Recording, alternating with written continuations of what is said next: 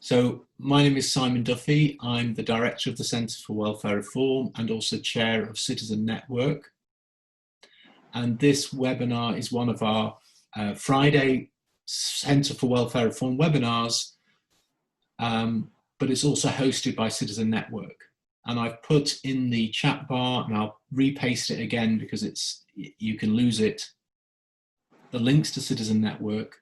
This session is recorded, and we will be sharing it on the Citizen Network webinar page. And Citizen Network is free to join. So if you've not joined Citizen Network, please do. Individuals can join for free, groups can join for free. Citizen Network is a global cooperative which is trying to achieve a world where everyone matters. So what we believe in is that every single human being is of equal value, and that all the differences that make up human beings are good things that we should celebrate. And we do that best when we come together in community and behave like citizens. So if you want to be part of that movement, then please join us. We're present in 23 different countries.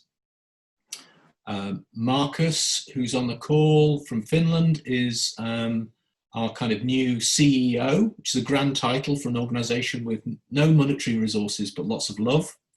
And together we're presently going to register the global cooperative in Helsinki in Finland. And we'll be also taking co-op members in the autumn as well. So please do get in touch or get involved. And one of our objectives in the next few months is to work with Varun to work out how we can use Citizen Network to amplify and support the development of Manavidea and the kind of approaches that Varun has been working on for decades now. I was very lucky to be connected to Varun. I heard about Varun first in 2003 from our mutual friend, Carl Pohl. Sadly, Carl is no longer with us, but Carl has been one of the great social innovators and advocates for people with intellectual disabilities in the United Kingdom. And he'd heard about Varun's work at Manavidea. He'd gone to visit Varun and attend the courses at Manavidea. And he came back from that just as I was beginning a project called In Control, which was about how we get financial control over services to people with disabilities in England at the time. And Carl was saying, well, that's all good, but we also need to pay attention to these things that Varun's talking about, which are about how groups support each other and about how we work together with integrity. And over the years, the longer I've got to know Varun and to understand his thinking, the truer and truer Carl's observations appear to be to me. And so I've always learned so much from Varun. His work has been one of the foundations for a kind of revolutionary change in Indian society, and this work is also now spreading to Africa, and it's a really enabling communities to come together to challenge bond slavery, poverty, domestic violence, and the exploitation of particularly women, but other disadvantaged groups. But Varun also has a talent at thinking more deeply about these issues, at the philosophical roots of these issues, and the inner dimension of the changes that we want to see, and warns us against shallow structural changes that are empty of meaning. So I think that's enough from me. So just a reminder that we should have some time for chat. Pete Richmond, who is here, is also going to offer some reflections after Varun's talk. Pete is working with us on how do we help develop Manavidea's work internationally. But hopefully we can also pick up questions from the chat and maybe have time for people to ask Varun questions directly.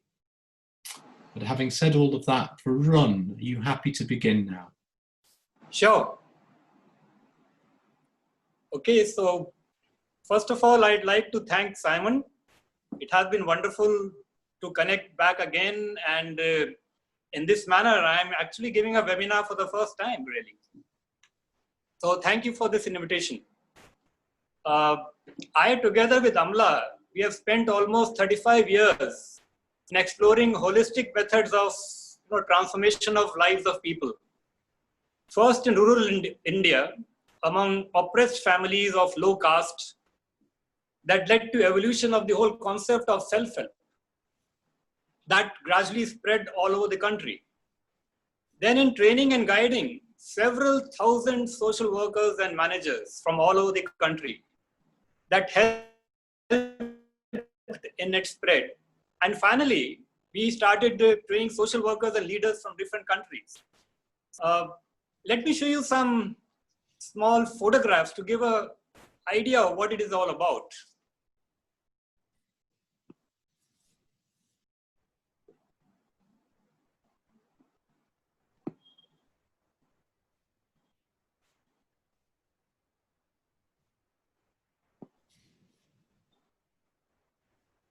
So can you see this photograph? This is a meeting of a self-help group federation from a whole area, all the women coming together. Varun, I think when you did screen sharing, you probably didn't select the right thing. So I think you have to stop screen sharing and then go back and start again and then select on your computer the slides. At the moment, we just see your photograph. That's it. Now? Yeah, that's it. This is a meeting that we organized way back, maybe in 2003 or 2002. But I'll give a quick glimpse only because these things are very real and I'm just taking up one or two just to give an idea of what it is all about.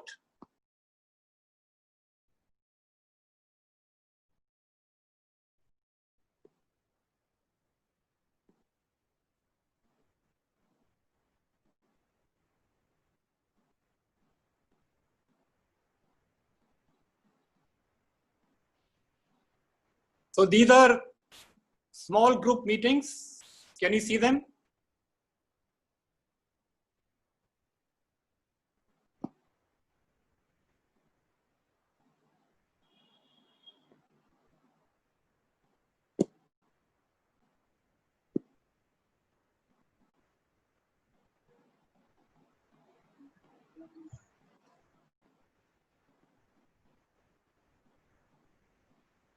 And we've had these training programs for all kinds of managers, social workers, leaders. One batch has about this number of people, 25, 30, because that is the only way in which it can be kept interactive.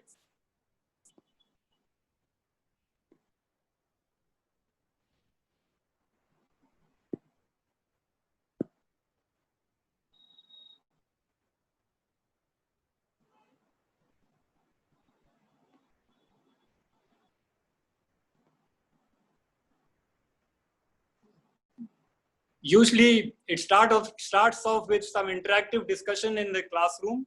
This is our training hall, which has had the pleasure of training courses in hundreds.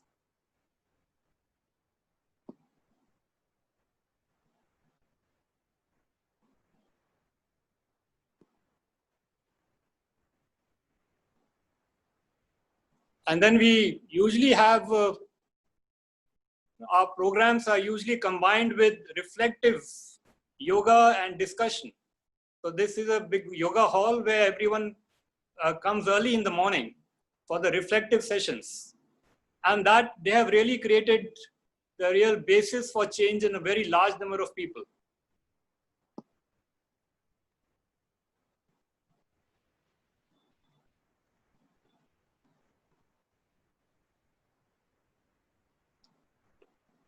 We were lucky to also get an opportunity to travel to other countries to impart training to people in Ethiopia. This is a figure coming from Ethiopia.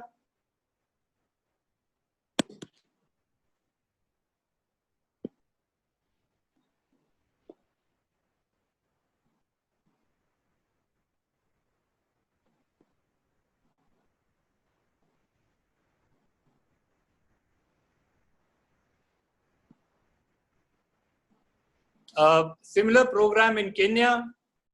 So this is just to give an idea that the evolution of self-help groups that started in India way back in 1999 and spread throughout the country, is now traveling in different countries and with a lot of good impact. I have reports of the impact from many places and I can share those with you, but I just wanted to give you a glimpse of the kind of things that are going on here. Can you hear me there?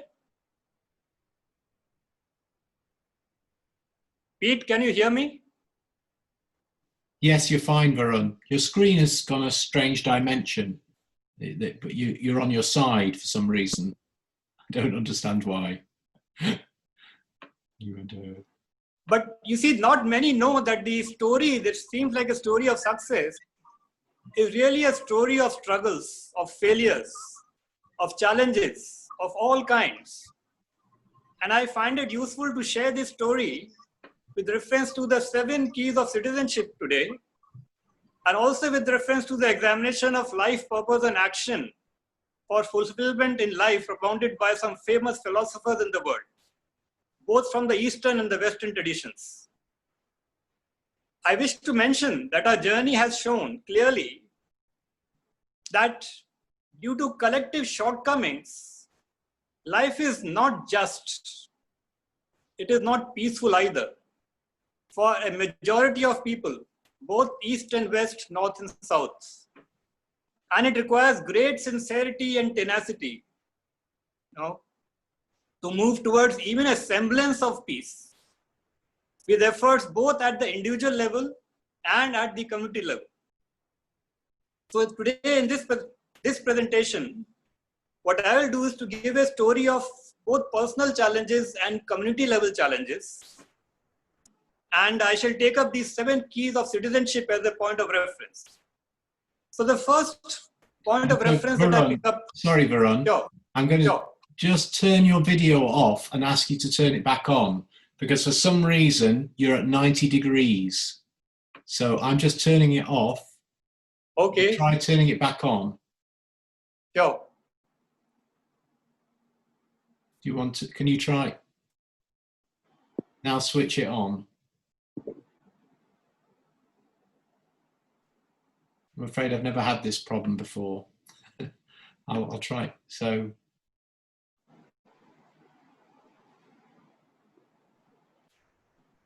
Is it okay now? No, it's still sideways for some reason. I mean, it doesn't really matter, but it may be better to turn your video off. And even though it's nicer seeing you, it might be disturbing. Okay, turn it off. Yes, it might, and you just talk with your picture, and because I think it's a little bit strange looking at you sideways. Sorry to interrupt. You carry on. Okay, so let me continue then. So the first parameter that I pick up from the 7 keys of citizenship is freedom. Now, in a community context and in personal context, I see this coming from 2 things: courage and excellence. Now, Plato, I'm referring back to the philosophers, talked about courage in the context of standing up for justice.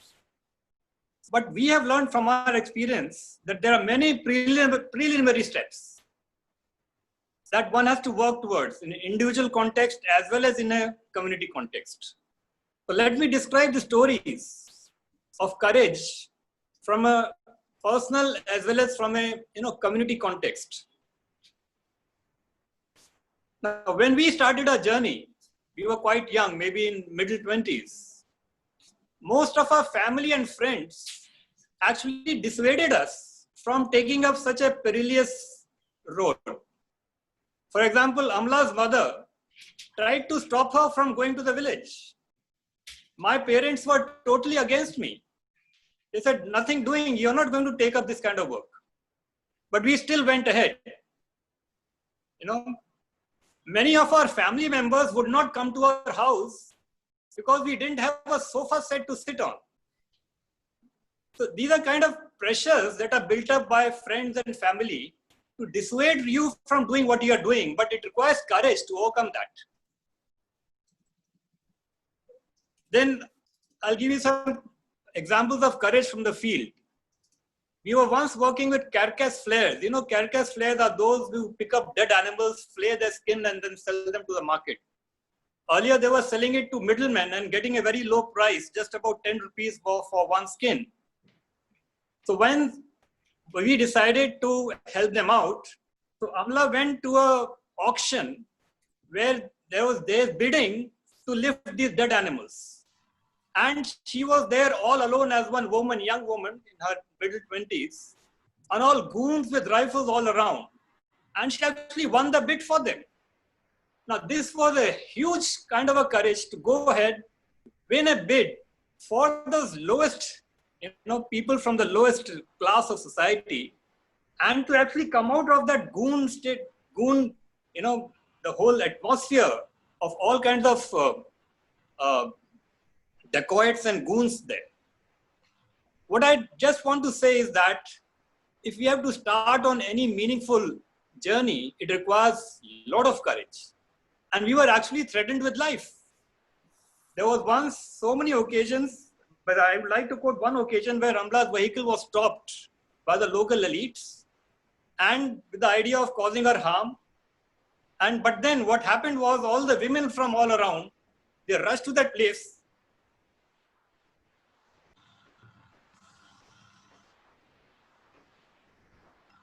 And in a way, we were saved. Now, let me give you some community examples.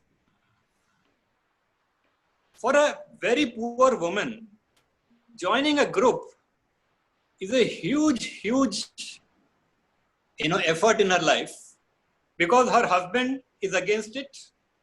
Her relations sometimes beat her up. And there are many stories of people beating up women from even going and joining a group. But even then they do it. They have the courage. They muster the courage to come to meetings. But the process has to be facilitated. One has to go and talk to them, make them understand that it is the strength which counts. That is done through deep dialogue, through building up of trusting relationship, and it's not an easy task at all. See, when we scaled it up, people just started doing it in a very, very casual manner. And that is why it hasn't picked up in the way it should, because it requires a sense of building up trusting relationship. And then besides, when a group is formed, there are ongoing attempts to kill the group. Let me describe you one case. In one case in a village, the husband of one of the women was falsely charged for theft of electric wire. The wire going through the poles, he was falsely charged with that and put into prison just to put pressure on the women to stop the group. What we decided collectively, we sat around and said, no, we are not going to do that. And all the women from that village, almost about 90 or 100, it was early winter time, they with their children went to the police chief of the district, traveled around 40, 50 kilometers and went and told that, look, this is wrong. The police chief immediately understood. But when we called the local, police chowki, they say here, they said, no, this man is not here. So he was immediately freed. Courage. Courage is very essential if people want to have freedom. So I'm talking in the context of freedom. Courage is a basic phenomena. There are hundreds of stories of this kind. Courage has to be mixed with excellence. Excellence in trying to do what one is doing. Now, again, I would like to give stories of excellence. Just again, coming back to Amla. She has a PhD in chemistry, but she did excel in, picking up all the accounting skills that organization requires. It requires a lot of courage. She has a PhD in chemistry. She has a gold medal in that subject, but she picked up accounting skills to be able to run the organization. And that led her to actually create accounts for very poor, illiterate women's groups. So the whole system of accounting has to be demystified, simplified. Very simple accounts books have to be created so that even 5th pass or 8th pass women can actually, or men can actually write it. So that was the kind of personal excellence. Now, at a community level also, all our facilitators, they are not very highly educated. One of them is just 8th pass. They are perfect in accounting systems. They are very good. The people totally trust them with their money because the accounting systems are very transparent. So excellence is very important. Whatever is one does, and I would like to quote Francis of Assisi. He always said, do little, but do it well. Excellence is quoted by many people, including Plato, who called it errata. There's a concept in Greek called errata. Excellence and courage together make the difference. Now, there are, at the community level, there are many other things that are needed to overcome social injustice and achieving, some kind of a economic liberation.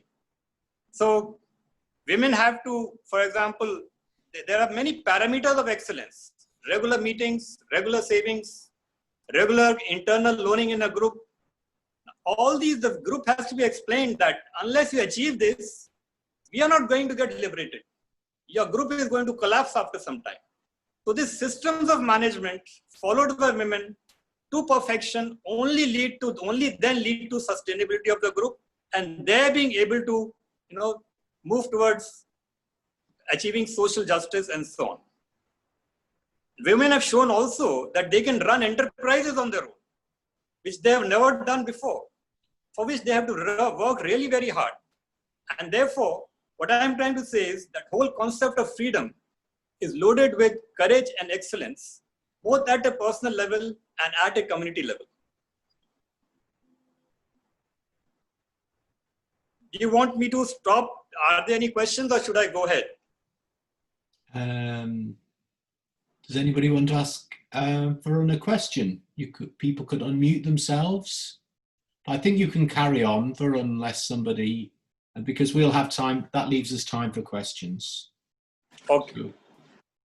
The second attribute I pick up from the citizenship is purpose. Much of the courage to do such things comes from a sense of purpose.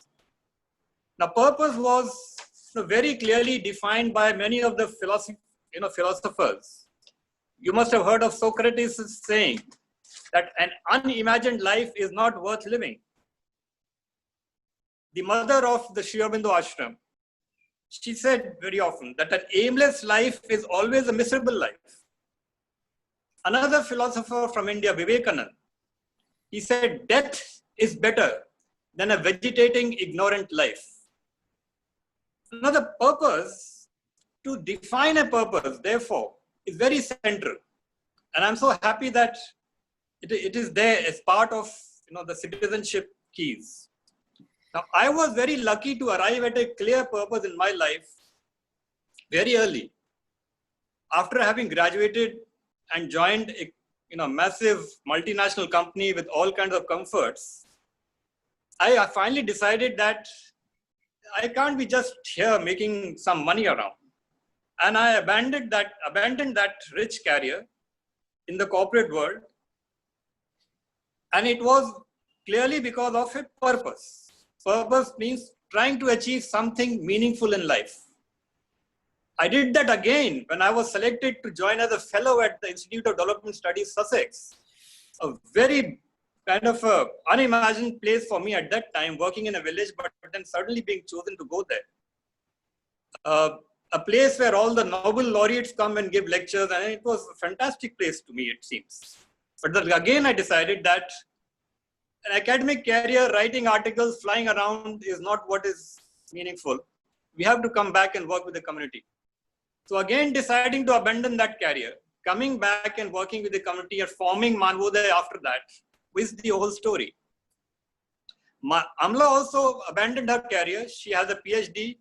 She was working as a researcher in the university. She abandoned her career and jumped into this, a totally uncertain field of working, of uncertain life totally. Now, from the community standpoint, why should a poor woman join a group? Put her money into it. Without clarity of purpose, it is impossible. Now, to do that, It is something that has to be facilitated. And if the woman understands, she really puts in everything. I am reminded of a story, from once when we had started early in the 90s, we had trained some people to go ahead and empower women and form their groups. But then we received a call that no, this is not happening. This is all a stupid idea. When we went and found there, it was very clear that they had not shared the whole idea of the purpose of life, purpose of why people should be doing this. So we sat down with the women and we tried to understand from them what are their aspirations in life. What they all could say at that point of time is that there's a drain flowing nearby their houses. It gets flooded during the rains and the houses made of mud collapse. So then we picked up the idea. I said, look, if you're strengthened, if you're empowered, you should be able to go and find out why is this drain overflowing? Maybe somebody is checking it. So yes, they understood that yes, it is a purpose. They have to come together. They have to struggle for whatever they need. 10 women together formed a group and they were successful in removing the blockage of the drain, which was done by some elite to catch fish. The whole idea is that once a purpose is clear, women can come together and do very courageous things. This applied to our programs in Ethiopia. When we were there in Ethiopia, women had come from all over the places and different places in Ethiopia. The first day we spent in just trying to find out what are we here for? What are we trying to achieve? Different women have different things to say. No, we must have a very clear purpose. Once we are able to talk to them, even then they were not sure. We said, okay, for the night, go ahead, think about it. What is the purpose? Why are we here? Next morning, everyone was clear. And can you think of it? A woman having a purpose. They all said, our life is gone, but we want our children's life to be better and in the right direction. Everyone was clear on that purpose and they said, we are willing to die for it. A clear purpose. Now, this sharing of purpose, this facilitation of the idea of having a purpose is very central. So I just wanted to share this, that again, in what we find is that in our training programs, we found a large number of social workers, social managers are just doing it as a job. They hardly have analyzed and tried to understand what is the purpose of their life. And we help in trying to help them identify what are we trying to do? What is the purpose behind it? What is the larger purpose? What is the immediate purpose? And a collective reflection process is very useful for this. We'll have some other occasion to share what is this collective reflection. But we have evolved this technique over years and we find beautiful results coming in. For many things, but also for coming to a purpose, a very clear purpose of life itself, not just of the project. So I would like to go to the next parameter, unless there is a question from somebody. Anybody got a question? I think everybody seems quite happy, Varun. You just roll. I'll now pick up the idea of home from the citizenship list. Home. Well, in our context, I would treat home as family or a group. And I would pick up two aspects essential in today's context, which are elaborated by world teachers. One of them is temperance or self-restraint. This was highlighted by Plato, but also by a philosopher Patanjali and Sri Aurobindo. The whole idea of self-restraint in a family or in a home, and also the idea of simplicity. This was highlighted again by a large number of philosophers. And we'll explain what is it in the practical context, the meaning of these in the practical context. Now, for us particularly, the context of simplicity I remember initially, simple food, simple clothes, being engaged in all kinds of simple domestic chores at home. It produces a sense of humility, simplicity. Moving away from arrogance, being humble. Now, at the community level also, we share these ideas, especially with men, because they always tend to be arrogant. They don't want to do any domestic chores. They want to lie around doing nothing. So the whole idea of simplicity, we share with them always wherever we are sitting in groups. We invite the men also and then share the idea that it's important to connect to each other, and for that it is important to be simple, humble, and it makes all the difference in our relationships. The other point of at home is self-restraint. Now, this is something very interesting that we discovered over time. At the community level, in India or maybe in many other places, we find that the large number of population, especially those who are very poor, are very alcoholic. So they are all drunk at night. It's very difficult to even organize a meeting. And they spend a lot of money there also. Nowadays, there's a lot of tobacco, raw tobacco. People chew raw tobacco. Now, most of the women actually complain that most of men come drunk at night and beat them. Wife beating seemed to be very, a normal thing. So we had to do something about it. So we started a process of what is called, taking up vows, some kind of a vow at a collective level in a meeting. After explaining the whole idea of being sober, the need to be sober, and challenging people to, give up. You see, drinking alcohol in the West is different from drinking alcohol here in villages. They spend a lot of money. The weather is very hot here, there it's cold. You don't get drunk and you don't go around doing nonsense. But here drinking is terrible. I mean, it really leads to a lot of social issues, including domestic violence. So we started a tradition of collective vows. That means some of people who are willing to take up a vow, they were asked to take some water in the hands, water as a witness, water as an element of nature that becomes a witness, and all the people sitting in a meeting, they become a witness. And people take a vow that, okay, from now on, they will not take alcohol or they will not take other kinds of drugs. Initially, we were hesitant, but gradually we found that people are serious about it and lives of many people are changing. And believe me, by now, thousands of people have taken vows, thousands. We started this tradition even among social workers when they came to us for training. So many of the social workers had similar problems. So we had this with hesitance, we started this idea of vows. And yes, it seems to be a very Indian tradition, but I don't know how it works in other cultures. But at least 70 to 80% people kept their vows because they had taken it in front of a big crowd and they had this element of water in their hands. So self-restraint, I see this as a very important aspect of building up for some kind of a success.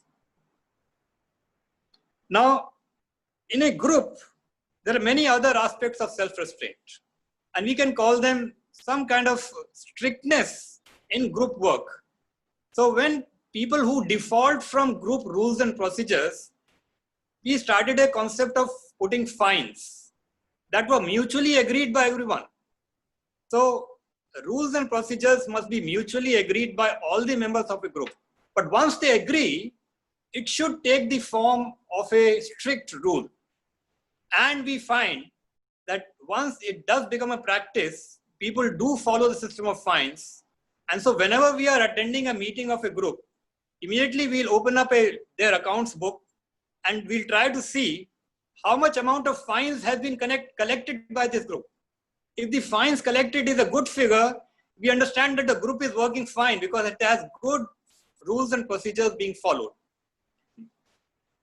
So the system of decision-making system of having strict rules and procedures within a group is so important to keep the members, at least adhering to the rules and not defaulting all the time. So some kind of self-restraint to keep the home in order, to keep the group in order. So self-restraint and simplicity. Now, in the context of simplicity, I find this is having a lot of problems internationally and nationally. People are actually moving away from being simple. People are becoming more complex.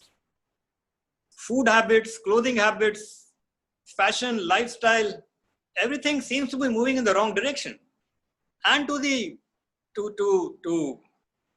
it actually affects the environment both inside the house. It impacts the earth environment because people are spending a lot. They are buying things left and right. Simplicity has to be something fundamental, I believe, to the concept of citizenship, and especially in the context of home. How can we promote it on a larger scale? Again, we have been doing it through collective reflection methods.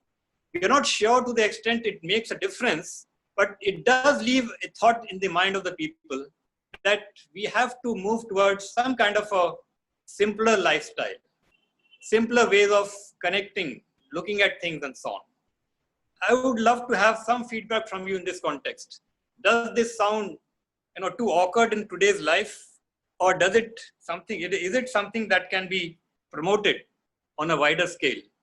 Because if one does move towards simplicity, many of the problems of our societies can be resolved. And the amount saved can be used for charity, for helping others. Because a lot of money is saved if one actually moves towards simplicity. A lot of money is actually saved in the process. Any questions at this stage, or should we move to the next? Yeah, so, well, Liz had a question she put to me. Liz Leach, would you like to ask? You were saying a couple of things in the chat, but I thought some of that was very... Liz, can you unmute yourself? It took a while to find my picture, sorry. I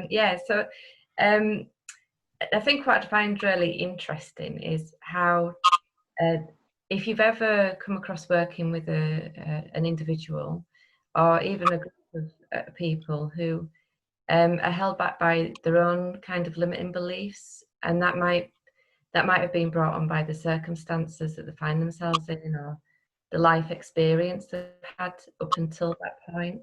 And in that instance, if that has happened, how you've engaged with people to help them overcome them limiting beliefs, to kind of be able to enter into a stage of the life where they're able to have more freedom and explore things more greatly.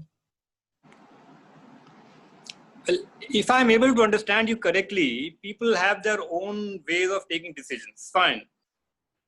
But when we do a collective reflection, that means 20 or 25 or 30 people are sitting together and trying to talk about issues pertaining to society. And different people have different opinions, but gradually, when a process and the subject is facilitated by a person who's coordinating, there's no preaching here. And that is, I think, very important. It is about a collective understanding that this seems to be very important in today's context.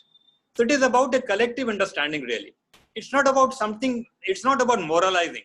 It's not about trying to say this is right and this is wrong. But it is about a collective understanding. But to reach a collective understanding, there need to be a dialogue among everyone who starts thinking not just at the surface level of what one is, but about a deeper level of how can we help in moving towards a better social order. So I'm talking of something that comes from within, and it comes gradually, and it comes through one's own motivation and not through someone sermonizing. I don't know if I make sense. Yeah, I think that does. And Bex, so Varun was asking about simplicity, and I was thinking about COVID-2 in the response to that, but you just said in the chat, now looking for you, Bex, where are you? next to you. Yeah. It all depends. Yeah, on my screen, yes.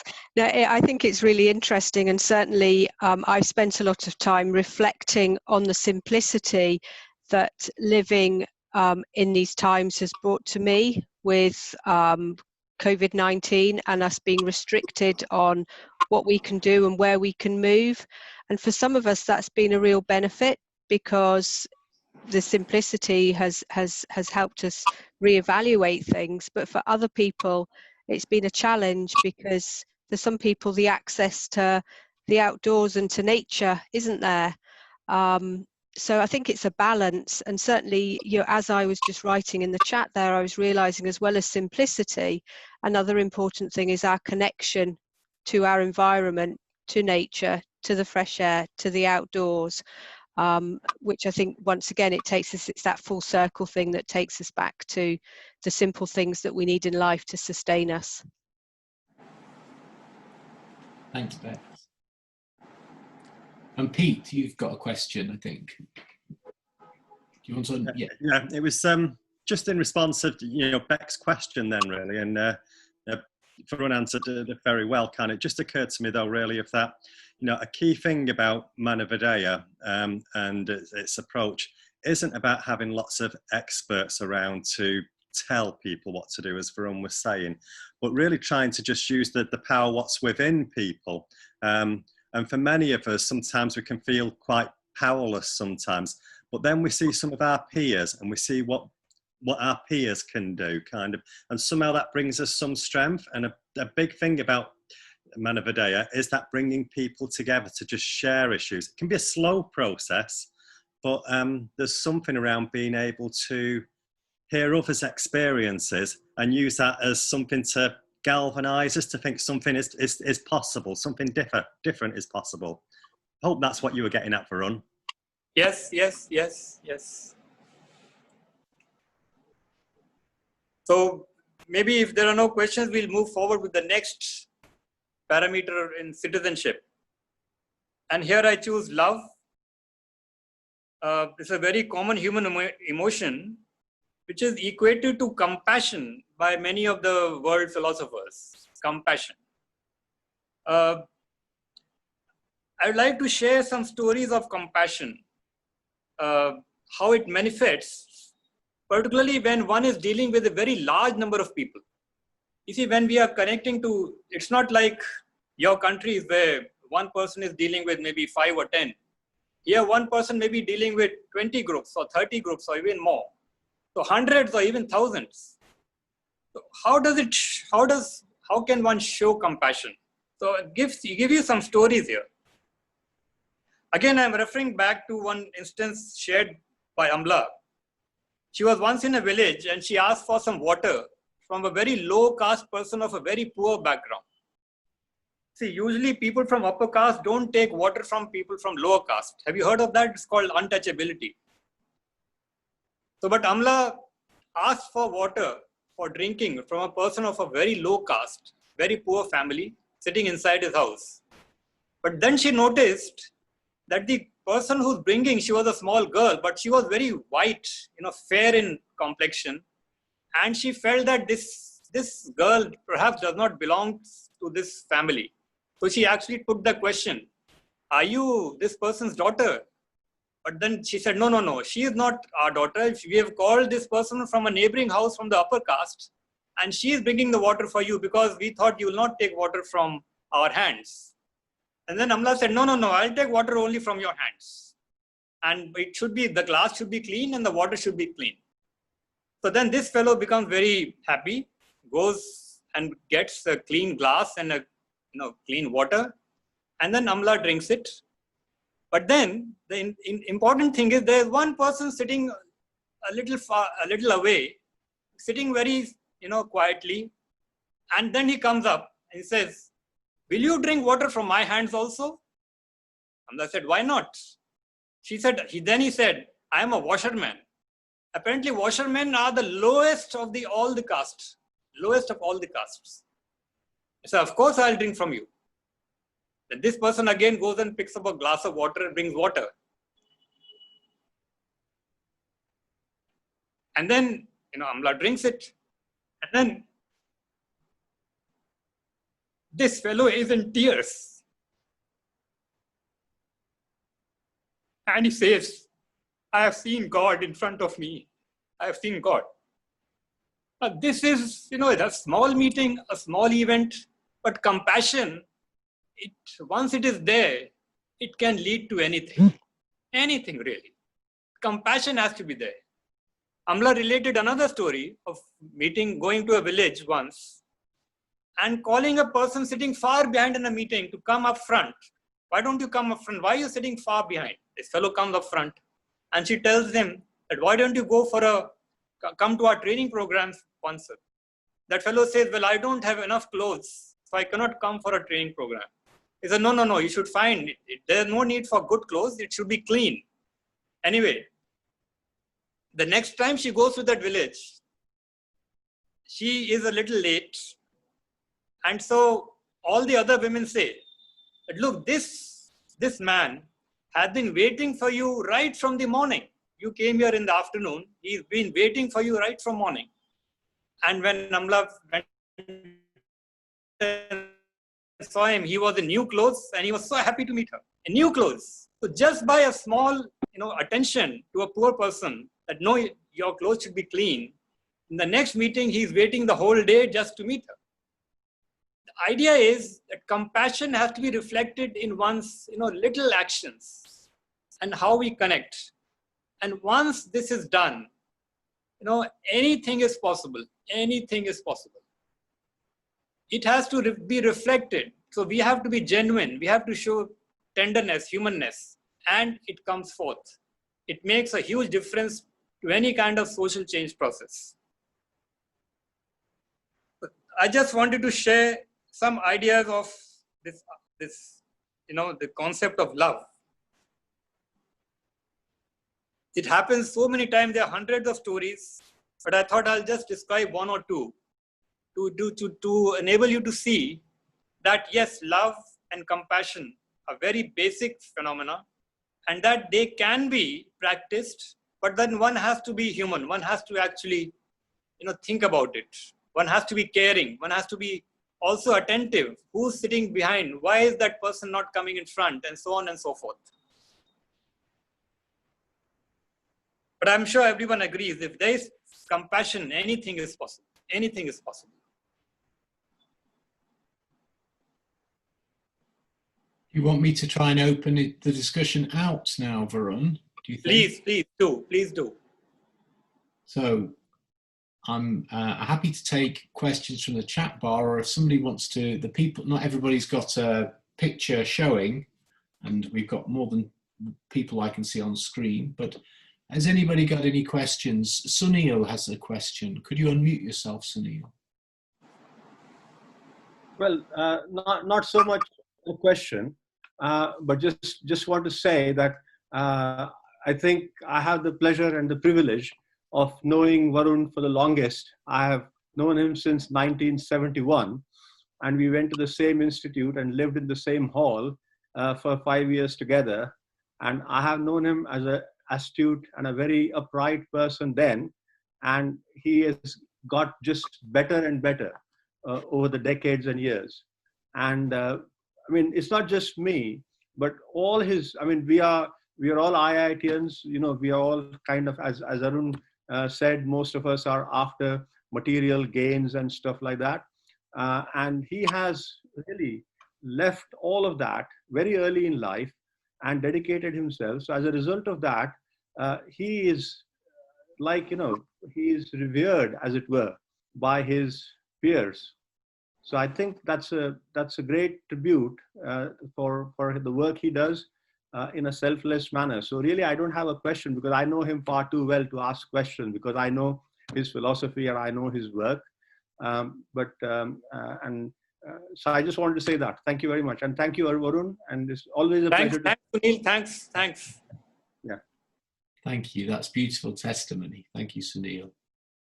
I wonder whether I'm going to pick on some people in a minute as well, because I'm going to pick on Mark, and I think there's somebody else from PFG here, but Mark Bentley, I wonder whether you could reflect, because you're the group in Doncaster called People Focus Group, or PFG Doncaster, is in many ways, although it's structurally not quite the same as the work that you've done, Varun, it always seems to me to have the same spirit.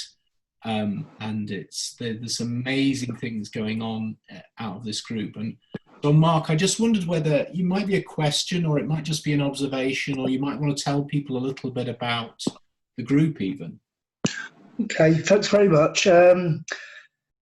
What I reckon I found there was a lot of similarities, what you were talking about, and how we feel and we structure and we have PFG.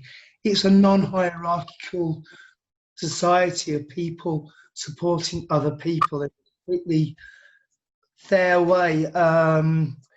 So we believe in empowering people to be able to make better choices for themselves by leading by example and through gentle teaching, which is not classroom based but very practical based. And it's about not having an ego and just being true to yourself and not looking for fantastic rewards, but just rewards in the simplicity of seeing other people achieve things. So PFG is based in a really economically poor area, and we reach out to that community and the surrounding communities as well, just saying to people, come and join us. Don't be isolated. Come and join a group. Be a part of the group. And by just being part of a group, you're already a member of the group, and therefore you become a peer supporter. And to just say thank you to Hal Kelly Hicks, who founded the organisation about 10 years ago, and is also a qualified social worker. She had that vision of people helping people instead of institutions always being there, leading people and telling people how they should change and how they should live. People are instead empowered to make those decisions themselves. And that is, but that's the pond of the stone falling in the pond and the ripple effect of how society can help each other. And, you know, going back to this COVID situation we've been in, it's been very difficult for us to meet as a group, but we've done our best to use social media to contact each other, keep in touch with people, enable them to support each other and themselves. And we've even had peer support telephones for people to reach to us and just ask for help and have that chat. We're not qualified counsellors or anything like that. We just listen to people and share their worries and concerns and ways forward. So it's been a fantastic period of time in some horrible ways for us as well. We've had to learn how to work in a completely different way. But thanks very much for letting me join there, Simon. Thank you. It's all right. Thank you for sharing. Thank you for sharing. Thank you. One of my boring techie jobs, like I quite like things like numbers, and I've done things to help PFG count how much work they did. If the professional system was doing what PFG does, we calculated it would cost about £2 million. But of course, PFG get next to nothing from the system. But their power is not just in the group, as Mark says, and I think this is in the same in your work, Varun, the power goes out across the community in great ripples, changing people's appreciation of their community, changing the way local government thinks. But it starts from that peer support. It starts deep down in the relationships that people have with each other. It's very powerful. Absolutely. I'm going to, Pete, I'd like you to maybe, you might have several things to say, but I think one of the things that we are all always mindful of in our long relationship with Varun is trying to work out how to build from this experience the global learning and reaching across different cultures and different communities where there are differences. And I guess we'd be very interested, wouldn't we, from anybody in the group who has ideas about how we could share some of this deeper thinking going forward in the 21st century. But I mean, I don't mean to, you may have other things, but that's one of the puzzles we're all struggling with a little bit here, isn't it? Yeah, well, hi everyone. So yeah, I've been involved in with Manavidaya for going on 12, 15 years, I think, kind of. It's a long time. So I haven't known Varun as long as Sunil, kind of, but for quite a while as well. And I think I am qualified to say in that time, you know, one of the things is, if there's a criticism of Manavidaya, it's there's something around saying, actually, we have these discussions and the small is very important, the things which happen with people. But what we fail to sometimes describe is just the impact of Manavidaya.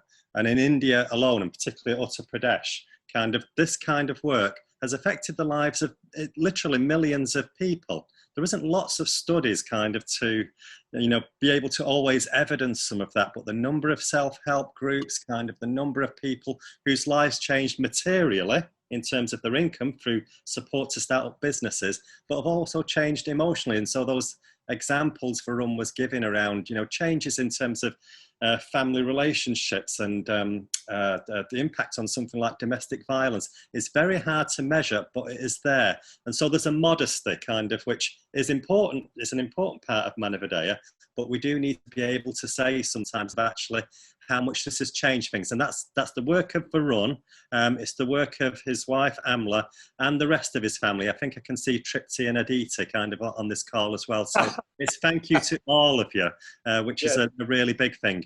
In terms of what Mark was saying, kind of there are very obvious parallels kind of that involving people, that participation, and just participation in itself sometimes is empowering. It does take time though, and it's a slow process. I think in our time in Manavidaya, we've seen lots of groups in small ways kind of beginning to change their environments, and for individuals to change their attitude. It's what we call the paradigm shift. And for those of us that work in so-called professional circles in some ways, we put a lot of value, and I'm quoting or misquoting from Varun really here, you know, it's important to have a smartness kind of, but to have a humanity, to be humane in terms of what we do is something which maybe we don't always value as we should do. You know, we're sometimes impressed with people who have the smart, clever answers, and the rest of us look a bit bamboozled by it, but it doesn't change anything. It's the actions what people do. And that's not living a life like a saint as such. It's living a life where kind of, at least you're trying, even if you're getting it wrong sometimes. So for Manavidaya now, I think there's something around how do we try and pull this, because pull this together, because the COVID experience, people are saying things have to change and be different, and we don't know, we'll have to see. But maybe there's a bit more, you know, of people willing to listen to the notion of that actually it isn't just about achieving personally, but it's about that purpose. What difference do you make in life? I'm stronger for making a little bit of difference in somebody else's life. I might have cocked up a few things as well, but I'm stronger for making a difference in people's. It gives me more than it actually gives the other person, if that makes some sense. And I suspect there's a lot of people who would want to be in that position, but we're almost not given permission by the professionalism, the fast-moving environments, etc. And all this could sound woolly unless you look back to actually what Manavidaya has done, and it literally is, it's changed the lives of millions of people. I'll stop at that point. Thank you, Pete. So shall I pick up the next parameter?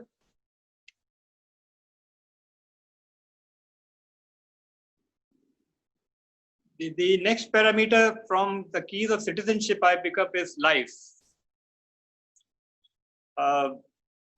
This is a big subject, but the greatest challenge, as mentioned by many philosophers in the context of life, is knowing oneself. Knowing oneself. And here, the Eastern traditions are very rich on how does one know oneself. In fact, the whole meaning of yoga is to connect to one's deeper self. Yoga means to connect to one's deeper self. And one of the philosophers by the name of Patanjali actually describes steps to do so. There are very clear-cut steps to connect to one's deeper self. the first step, which is called niyama, and the first item in that first step is called cleanliness. Cleanliness of the mind. Now, the cleanliness of the mind means all the garbage that we carry in our mind, garbage related to all kinds of biases, prejudices, envy, arrogance, greed, all kinds of small habits. They tumble up and they keep us, engaged. Even if there's nothing to do, there's so much going on inside the mind. So unless the mind is cleansed, there is very little possibility of connecting to one's deeper self. The mind always acts as a barrier. So to cleanse the mind, it is all about having a kind of a vigilance of our thoughts. What is coming up in our mind? Just a vigilance. So the Buddhists call it mindfulness. But then it could be anything. We are in a particular situation, particular thought comes up. We are just watching our thoughts. This process of watching the thoughts gradually becomes a habit, and it leads to cleansing of the mind over time. It's a difficult thing, but it happens over time. This is something that needs to be part of our traditions of living, daily living. But then, these biases that we carry all the time. In India, we have these caste biases, upper caste, lower caste. We have the racial biases as we see nowadays in the world. But then prejudices of all kinds, preconceived notions of all kinds. Unless we clear those, it's very difficult to actually move forward in terms of connecting to one's deeper self and to arrive at the happiness within. And so Patanjali and many others, including Lao Tzu from the Chinese civilization, have talked of ways in which one knows oneself. Now the mother and Sri Aurobindo, there are some saint philosophers from South India, Pondicherry.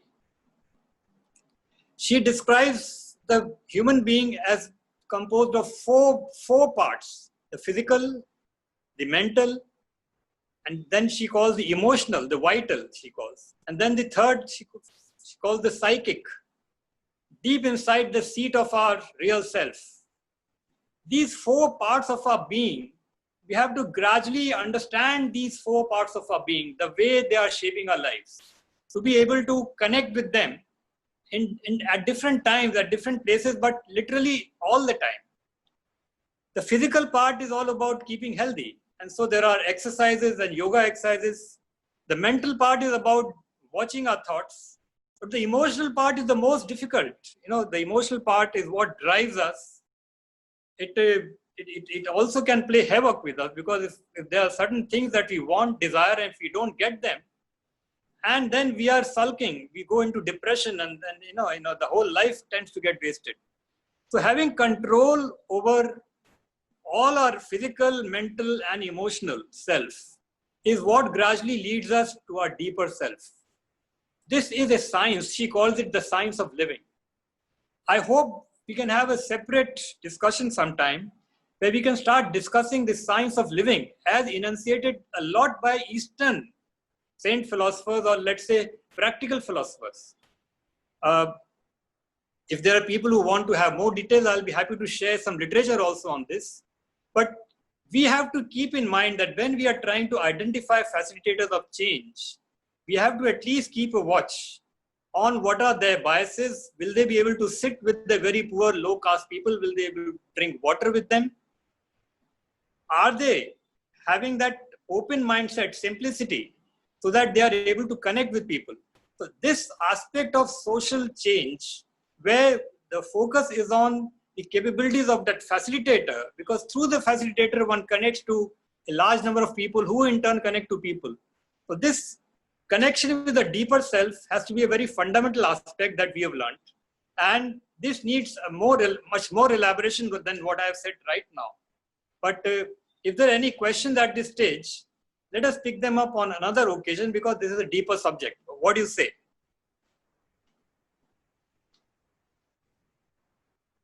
I think it's interesting that these things, what you're describing as the four elements, Varun, are also, they're there in classical Greek thought as well, the psyche, Yes. spirit, and the mind and the body. And we don't like talking about them in Western context. Why? Yeah, I don't know. And it's funny why something like the spirit, which is with one of my friends, we talked about people's real wealth, and in the center of that image, we had the idea of the spirit, but people didn't like that. They preferred, sometimes people prefer more jargon words or more professional. I think we are not talking about the spirit here. We are talking of physical, mental, and emotional issues. And once we are able to have some control over it, we connect to a deeper self, which she calls the psychic, the deeper self.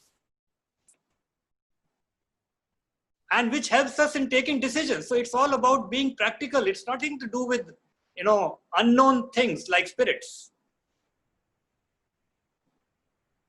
Yeah. I think it's just, I think there is a bias in Western communities to professionalize things, and the same ideas get returned back to us. So you get big self-help books, but they've lost their connection to the simple basics. So I think in a way it's about thought and simplicity, isn't it? And if you simplify your thought, it makes it more universal, more relevant to everybody. But if you make the thought complicated, it becomes the domain for professional activity, control, power. And so maybe that's part of what's happened in the West with some of these ideas. We've lost touch with them because of the way professional power has got itself organized. I don't know for sure. Any questions or thoughts from anybody? Is that you, Pete? Or was that your old hand up? Yeah, sorry, just to come in again, kind of, absolutely second that kind of, without wanting to offend anyone, kind of, I'd certainly point to things like when, in the West, we see how kind of there's been a massive growth in, if you like, yoga schools, some very authentic, some less so, kind of.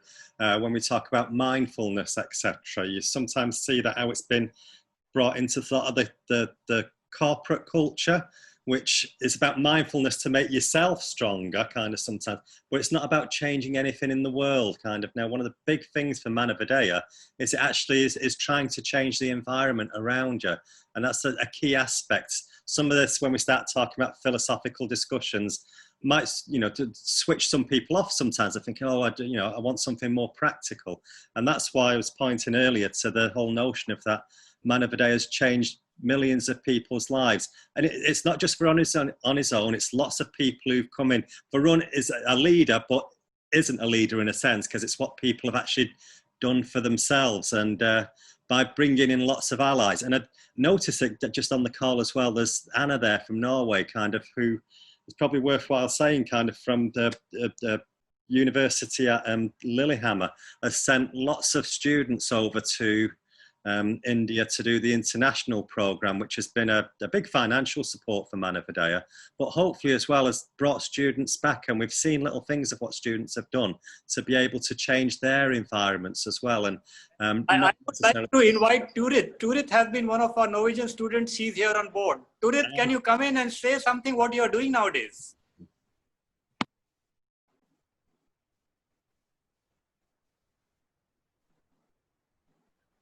Hello, can you hear me? Yes, we can hear you. Yes.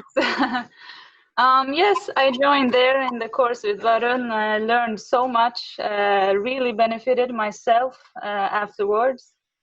And I have used it at work, actually. I was working with underaged 15 to 18 years old who are coming to Norway to seek help, and we would make a group where they would actually become more decisive in how they would live in this institution. Other than that, I have tried to use what we learned in my personal life. So now I have been home with children. So now I am mostly using it with yoga and sharing the ideas with my family. So it's really, really beneficial. And I also agree with what Pete has been saying. So thank you. Thank you, Turin. Thank you. Well, let me explain this from the context of my own understanding. This whole context of emotional self-control. We are often expecting some things when we work very hard on a project or do something. Then we are expecting something in return. Something should happen. Something should change. And if things don't change, one can easily get mad. It's very normal actually. When we are when we expect something and it does not happen, for reasons that we don't understand, there's a tendency to get mad.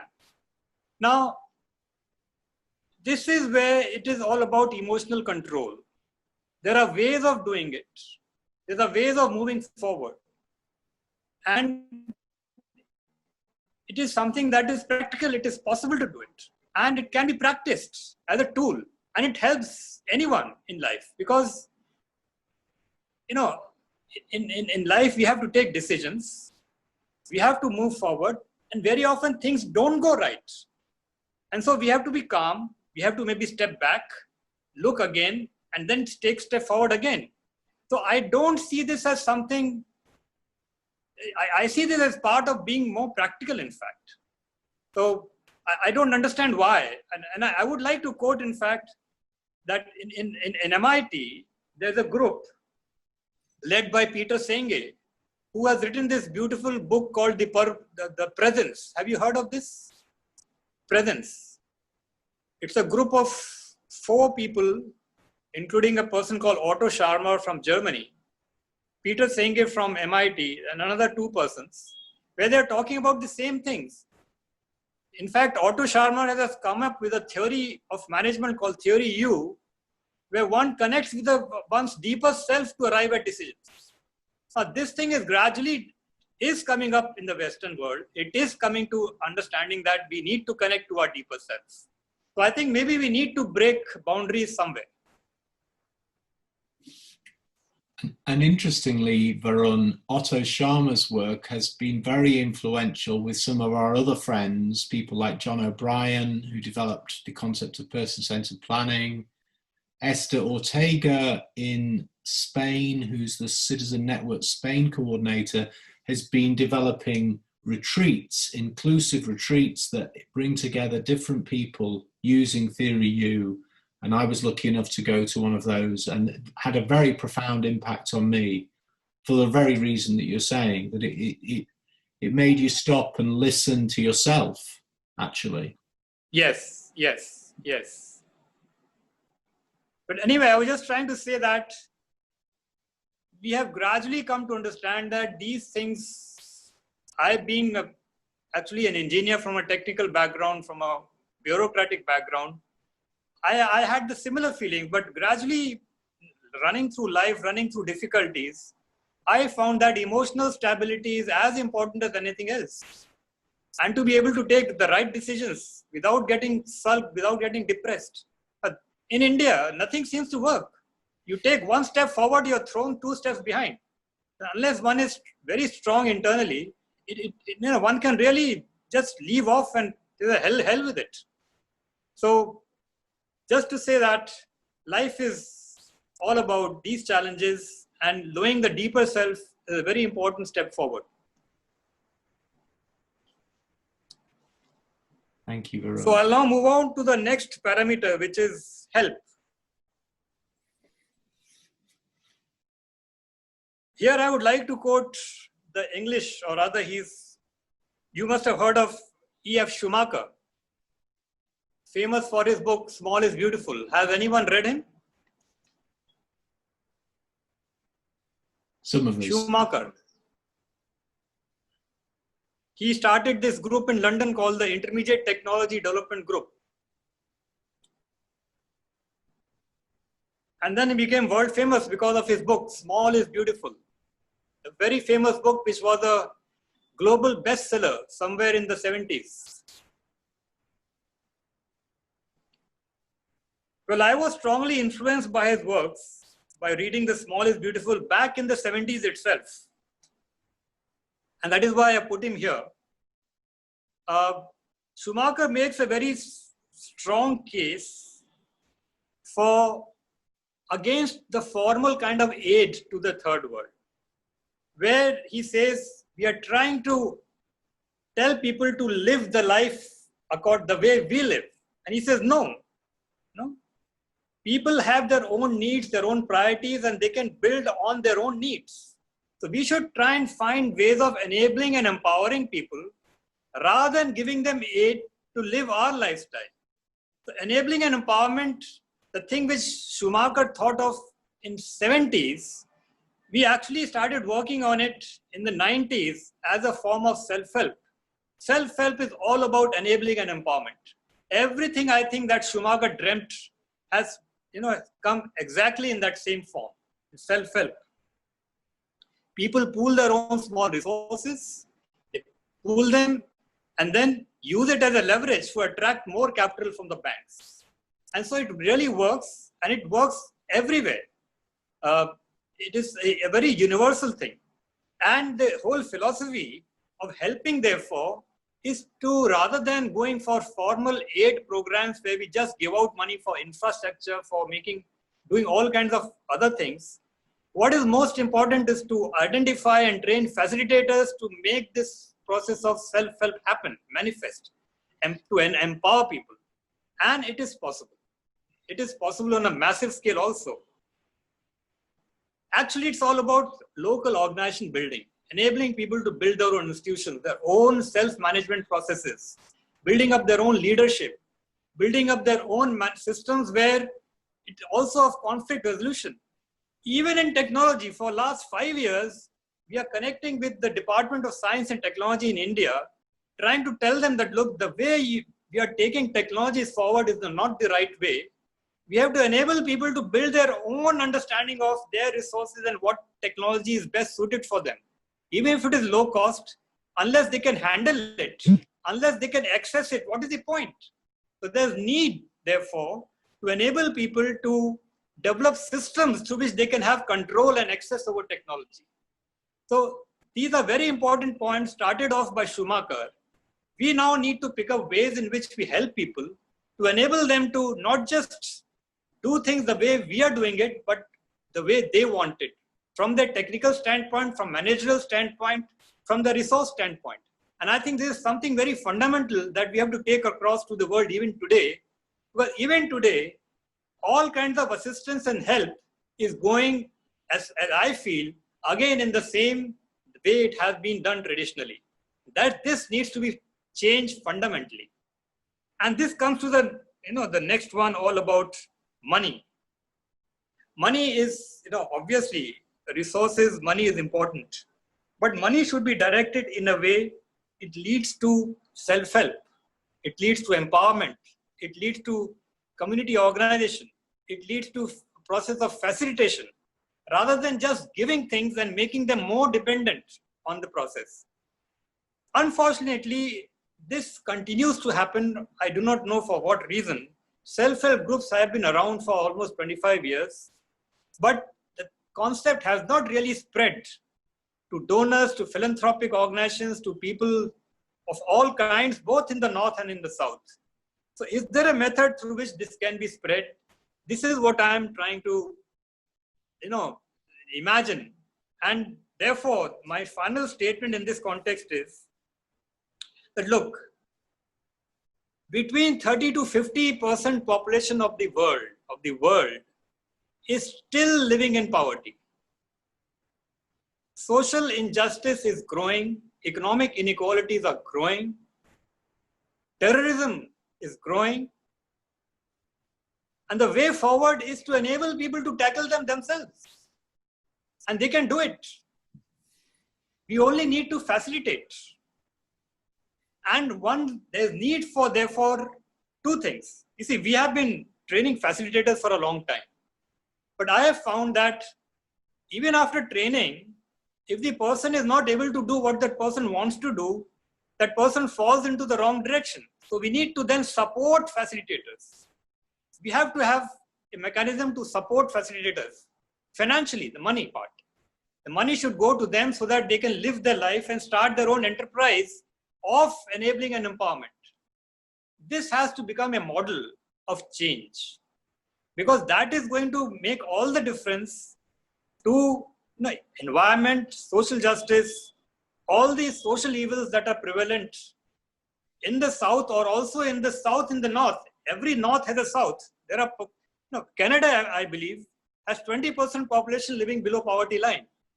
So we need to examine these processes and find ways in which these can be spread. How can we raise funds to support facilitators? How can we raise funds to train them to have that vision, to have that larger understanding of life, so that they are able to connect with people in the right manner? So it's not just about giving, it's about the whole process that one needs to support. And therefore, I'm just hoping that through this process, we'll be able to find ways in which we can find more people who are willing to take up these in different countries in the South, and then support them through facilitation processes and even through funds. How is this possible?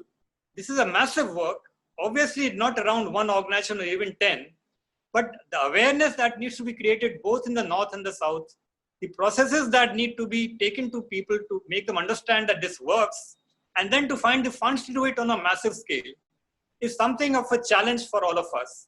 And I see this sharing these ideas again as a challenge, because it is coming to a select group of people. How do we take it forward to those who matter? Let us see the philanthropic organizations, to the government institutions who are still spending the way they are spending before, have been spending before. So with this, I'd like to close my presentation here, and with some reflections from your side to see how can this be taken forward. Thank you, Varun. That was amazing. I've got to say, I feel a little bit, I set myself the task of rewriting the book, The Keys to Citizenship, this August, Varun. So I feel like you've given me a fantastic set of extra things to write about now, which I don't feel I really deserve. But I will re-listen to this again as I prepare to amend the book, I think, because there's so many things that you've said that are fantastic. And I think I will say on behalf of Citizen Network that we are certainly committed to trying to find a way to help with that challenge, Varun. I don't feel like I feel like we're constantly struggling, but I feel like we're also making some strange progress. So yeah, I live in expectation that we can achieve that goal. And so maybe just in the last few minutes, because we've had about nearly an hour and a half, not quite. If anybody has any thoughts they want to share, or last questions for Varun before we finish. Anybody? Yes, you can wave a hand. You can unmute yourself even if you want. Sunil. Yeah, again, not so much of question, but what Varun said today. I mean, I have known about his work and his philosophy, but today, having heard him specifically, and because I work in ocean and environmental governance, that's my work for the last several years now, and I see a lot of synergy between what Varun does and what I do, and we are talking. And in fact, this COVID is a bit of a bummer, if you like to use that word. But as a result of which, we have not been able to make a physical contact. But Varun's been to UK and stayed with my house. He knows my wife and son, and likewise, we talk to each other very often. So we are going to work together. And if anybody I mean, and like me, if somebody else is enthused and wants to join with Varun in his very noble work, I think that will be a great benefit from this talk today, both for Varun, for Manavodaya, and for the greater world, as it were, greater world good. As in fact, Simon Duffy said is going to help him in his book. So I think a lot of people are going to get benefited. Thank you, Varun, again. Thank you, Sunil. Thank you, Sunil.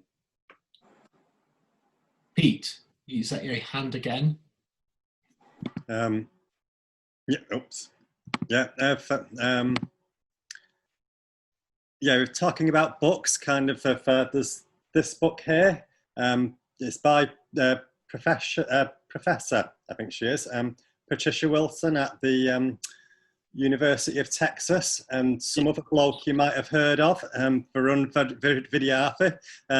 I put a link in the chat bar to the Amazon source of getting it, but Bex has put a better link to get it from Hive, but it builds on the ideas which are here. So if someone wants to follow that up, in terms of just this discussion of, you know, people can take what they want from it, but what we are trying to do is Varun's currently working on trying to do some more online courses and presentations, kind of to help people get a better idea of that, and that'll be coming soon.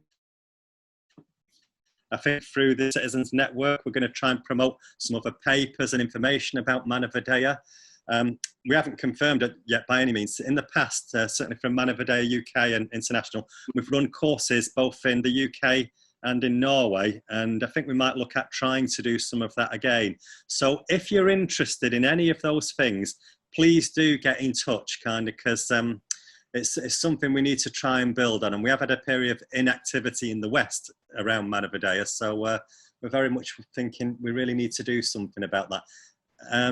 And finally, I think as well, it should worth mentioning how I got involved with Manavodaya lots and lots of years ago was through the international program, which many of the Norwegian students go on and stuff as well.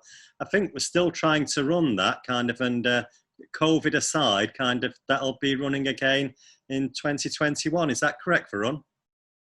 Yes, let's do that. Yeah. Okay, that's me. All right. Well, and that is, I think, perfectly an hour and a half, which is, I think, normally the normal kind of attention span limit for human beings and Zoom. So I just want to say a big thank you to everybody, but obviously to Varun and to all his family, his wife, and for the work that they do, for the inspiration that they've shared over many years, for the impact that it's had. And so we will continue to work together and work how to spread the fire a little bit further in the coming months and years. So thank you. Thanks for everybody. And remember to join Citizen Network if you want to stay in touch with this wider community. Bye, everyone.